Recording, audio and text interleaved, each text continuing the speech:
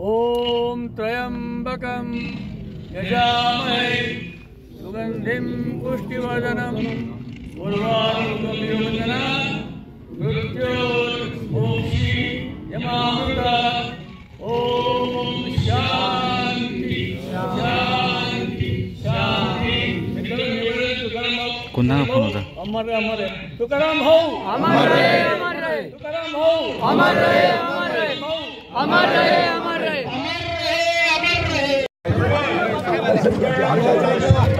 दादा सरकार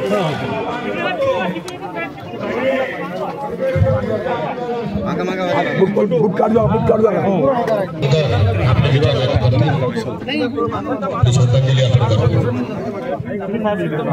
मागवा थोडं म्हणजे निघायला जागा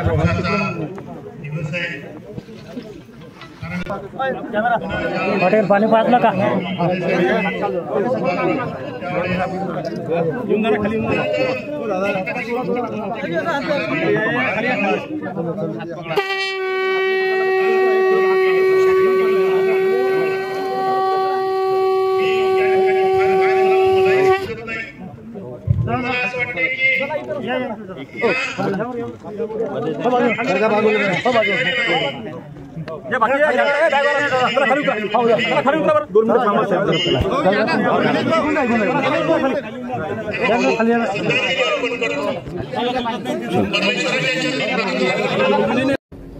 तुकाराम बिलकट माझे अतिशय जुने सहकारी, कदाचित 40-45 वर्षापासूनची त्यांची माझी ओळख शिवसेनेत असल्यापासून. आणि मला आठवतं की महापौर असताना महापौर बंगल्यावर बाळासाहेब ठाकरे आणि त्यांच्या सगळ्यांच्या समोर तुकाराम भाऊची जी जय बजरंग का व्यायामशाळा त्यातल्या मुलं मुलींनी जे आहे एक मोठा कार्यक्रम ठेवला. 3 कमठ्यांना ज्या लांबवरचा जो आहे हार कसा काही तोडावा वगैरे वगैरे आणि ते सगळं पाहून कौशल्य पाहून बाळासाहेबांनी सुद्धा फार मोठी एक रक्कम जी आहे त्यांना दिली. सांगितलं अशा मुलामुलींना तुम्ही तयार करा. अनेक व्यायामशाळा ज्या आहेत त्यातून त्यांनी ज्या निर्माण केल्या मुलांना शिकवत आहे. राजकारणामध्ये ते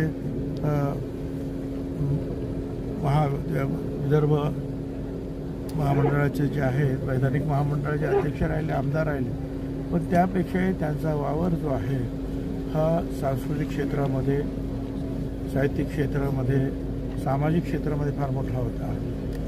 1999 पासून ते महात्मा फुले समता परिषदेबरोबर माझ्याबरोबर काम करायचे आणि ते आमच्या महात्मा फुले समता परिषदेचे उपाध्यक्षसुद्धा होते.